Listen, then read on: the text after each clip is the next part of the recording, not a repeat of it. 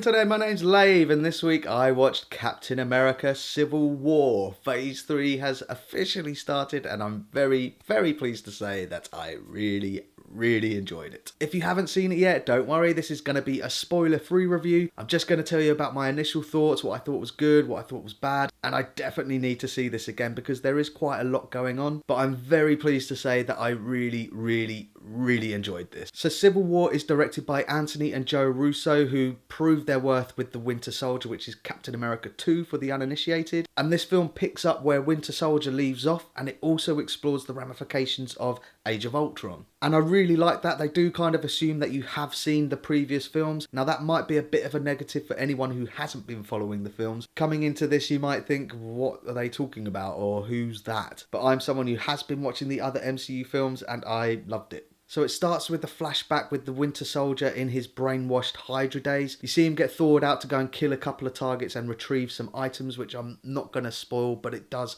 tie into the overall theme of the MCU. It then flashes forward to present day in the MCU, and Captain America is with his new team of Avengers and they're tracking down Remlo, who is now Crossbones. Needless to say, this doesn't end well, and there's a couple of innocent casualties, which then makes the UN form the Sokovia Accord, a document in which they think that the Avengers should be controlled or governed. So with everything that happened in the Winter Soldier, with S.H.I.E.L.D. being infiltrated by Hydra, Captain America is against this. In fact, there's a couple of really good lines where he says, what if they want us to do something that we don't want to do? Or what if there's something that we want to do but they won't let us do? I'm totally paraphrasing that. Tony Stark, on the other hand, is actually for it, and in a weird way he's making the same decisions as he had to make in Iron Man 1 and Iron Man 2. Now what I mean by that is the whole reason why he became Iron Man is because he felt guilty that his weapons caused so much destruction and casualties. And they really deliver that it's the same reasons that make him think that he has to do this. I love the fact that it's marketed as a choose a side between Captain America and Iron Man.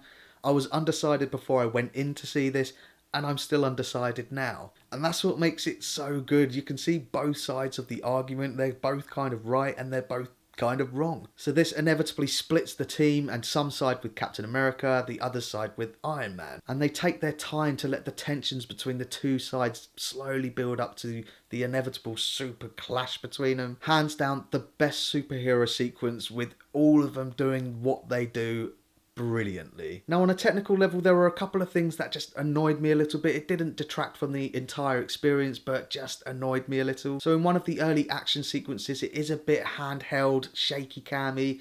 Some of the scenes aren't framed very well and I lost what was going on. And there's also a sequence with Scarlett Johansson's Black Widow where she survives this grenade blast point blank range. It just jarred me a little bit and it made me think, how did she survive that? But then I quickly forgot about it and carried on enjoying the film. There's also another chase sequence that you've seen clips of in the trailers which just didn't look right to me. It's something that special effects teams have always been struggling with. It just really reminded me of Superman the movie and running alongside the train. Feels like you're running at an incredible pace! And I also have to call out Elizabeth Olsen and her Eastern European accent. I felt exactly the same way in Age of Ultron. I just found it so distracting. It's so bad. Her very first line in this, I thought she'd actually dropped it and was just doing an American accent. But no. Yeah, what are you talking about? I have a really good accent. The rest of the performances by the other actors I thought were really good. Particularly Paul Bettany's vision. He actually goes on a little journey of discovering his humanity. He has this really good line when he's calculating what he thinks the right thing to do is, and he says something like it all leads to catastrophe. The rest of the established cast I thought did a really good job, and there's a load of them to think about here. Captain America, Iron Man, You just started a war. Black Widow, You know what's about to happen. Winter Soldier, Falcon, War Machine, Ant-Man. Yeah, maybe some of them do get a little bit shortchanged in terms of screen time, but what you do see of them is quality. And speaking of quality, you've got the newcomers Chadwick Boseman's T'Challa / Black Panther.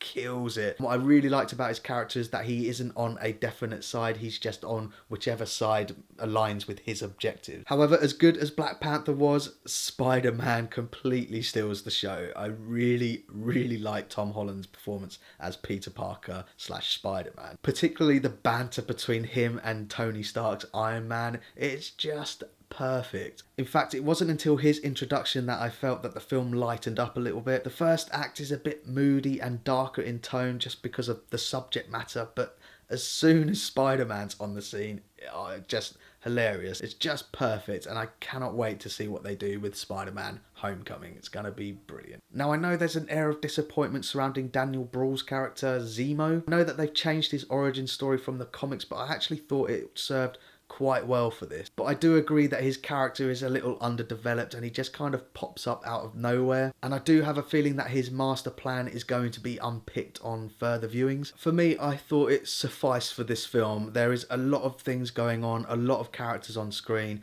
And for me, I thought it was more important that they get the relationship between Captain America and Tony Stark's Iron Man. They completely nail it. And I know it's a bit of a cheap shot to compare it to Batman v Superman, but not only have Marvel established these characters over 8 years, they take their time to raise the stakes and build the tension in this film much better than they did in Batman v Superman. The dilemmas that both arguments raise are completely understandable and just much more interesting. Yeah, Marvel have killed it. So that's my thoughts on Captain America Civil War. Now, I'm definitely going to go and see it again just so that I can establish my enjoyment tracker. There was a lot for me to take in and I'm not entirely sure that I've remembered everything exactly how it was.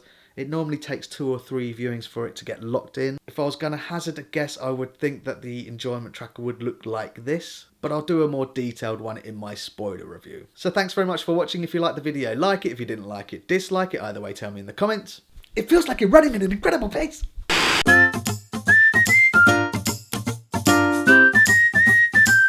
Subscribe